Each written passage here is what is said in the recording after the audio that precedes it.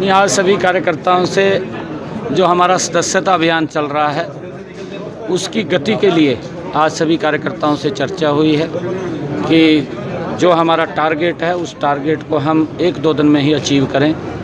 और उसके बाद माननीय प्रधानमंत्री जी हरियाणा के अंदर 9 तारीख को प्रधानमंत्री बीमा सखी योजना उसको पूरे देश के लिए लॉन्च करने के लिए आ रहे हैं। सभी कार्यकर्ताओं से इस बात के लिए ड्यूटियाँ लगाई गई हैं कि उस कार्यक्रम में यहाँ से भारी संख्या के अंदर महिलाओं को पानीपत के ऐतिहासिक भूमि के ऊपर ले जाने के लिए हमने यहाँ रचना योजना बनाई है।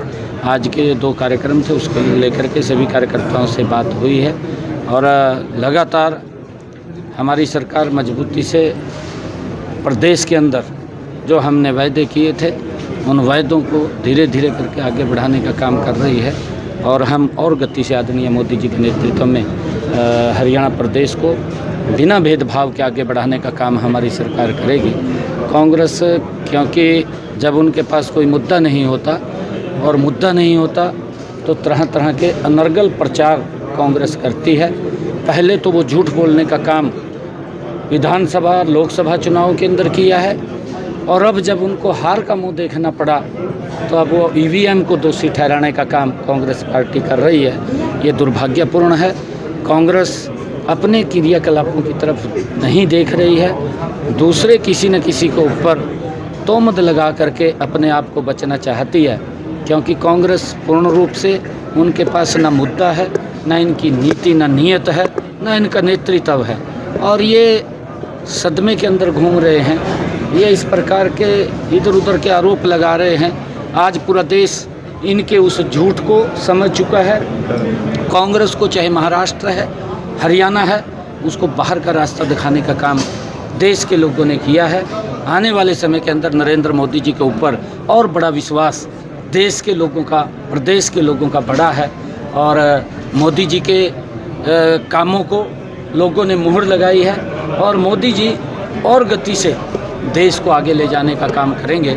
आदरणीय प्रधानमंत्री जी का जो विजन है कि 2047 तक विकसित राष्ट्र बने, उसको लेकर के हम गति से मीटिंग कर रही है कांग्रेस, मीटिंग कर रही है कांग्रेस की महाराष्ट्र और हार के बाद CWC की मीटिंग हो रही है दिल्ली में।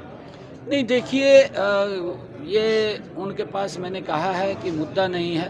कांग्रेस झूठ बोल करके सत्ता हथियाना चाहती थी।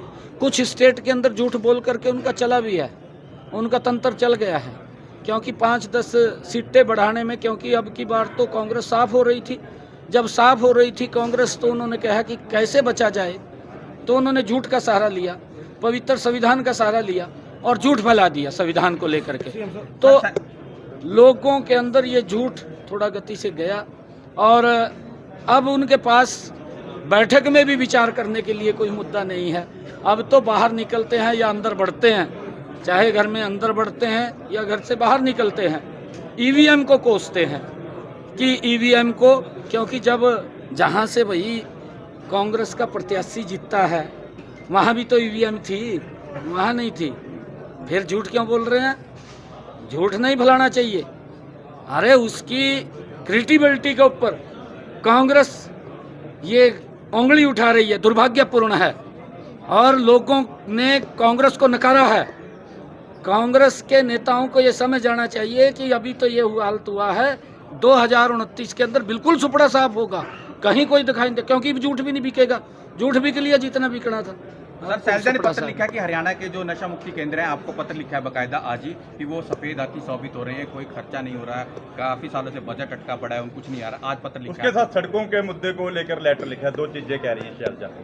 नहीं, देखिए, सभी हमने गति से काम, मैंने कहा है कि हम कर रहे हैं। चाहे सड़क है, हरियाणा प्रदेश की सड़कें सभी मजबूत और तीव्र गति से बनेंगी। नशा मुक्ति केंद्र के ऊपर भी मैं ये कहना चाहूँगा कि देखिए, माँ बाप को भी ये निवेदन करना चाहूँगा, मैं कुमारी शैलजा जी को भी ये कहना चाहूँगा कि आप भी इसके अंदर सार्थक भूमिका अदा करें और हमारी सरकार मजबूती से इसको लेकर के काम कर रही है।